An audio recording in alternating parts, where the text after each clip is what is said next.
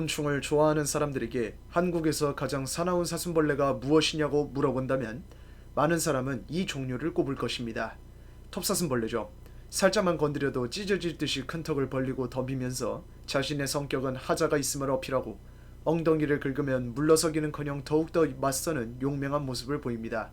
하지만 이런 톱사슴벌레가 사실은 누구보다 성격이 좋은 곤충이라고 하면 믿으시겠습니까?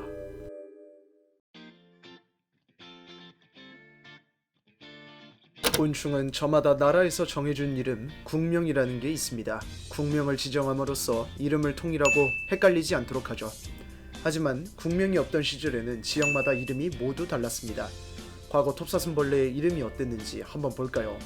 먼저 쇠스랑입니다. 큰 턱에 난 이빨이 쇠스랑처럼 생겨서 이런 이름이 생겨났죠. 톱사슴벌레의 이름의 유래가 큰 턱의 이빨이 톱이빨과 비슷하기 때문인 걸 보면 쇠스랑은 나름 어울리는 이름입니다. 다음은 불쏘시개입니다. 불쏘시개는 불을 붙일 때 쓰는 도구인데 왜 이런 이름이 생겼는지는 불명입니다. 추측컨대 불쏘시개가 불을 피우듯 성질이 불같아서 그렇게 된 것이 아닐까 싶네요. 톱사슴벌레는 생김새와 성격만 놓고 보면 싸움을 즐기는 폭군처럼 생겼습니다. 이빨, 몸 색깔, 큰 턱의 모양, 정말 난 사납고 강력하다 라는 것을 보여주는 듯하죠. 하지만 실상은 정반대입니다. 톱사슴벌레는 허약하고 싸움 실력이 형편없으며 오래 살지도 못합니다. 불같은 성격으로 누구에게나 싸움을 거는데 상대가 나비나 풍이 같은 작은 곤충이면 정말 누구도 막을 수 없는 폭군의 모습을 보여줍니다. 그런데 상대가 진짜로 강력한 장수풍뎅이나 넓적사슴벌레라면 물러서지 않고 맞서 싸우다가 금방 나가 떨어집니다.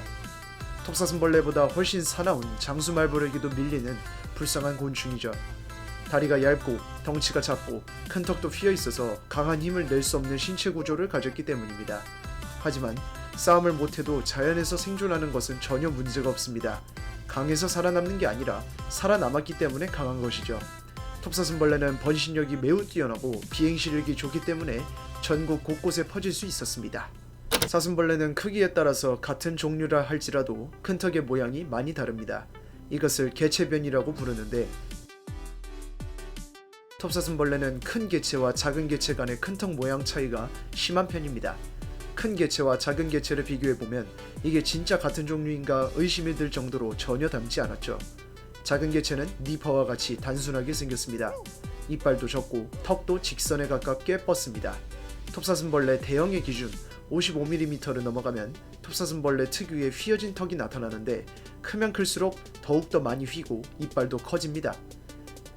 이외에 큰 턱이 둥글게 굳고 작은 이빨만이 여러 개 나타나는 중간 형태도 있는데 이런 큰 턱을 가진 개체를 중형 개체라고 부릅니다. 성충 때의 크기는 유충 시절 섭취하는 영양에 따라 달라지는데 영양을 많이 섭취한 유충일수록 더욱더 큰 성충이 될 수 있습니다. 네, 숨겨진 벌레의 진실 첫 번째 톱사슴벌레의 진실을 밝혀보았습니다. 생긴새와 정반대되는 생활을 하는 이 곤충 어떠셨나요? 다음에 다른 곤충으로 다시 찾아오겠습니다. 지금까지 여주 곤충박물관이었습니다.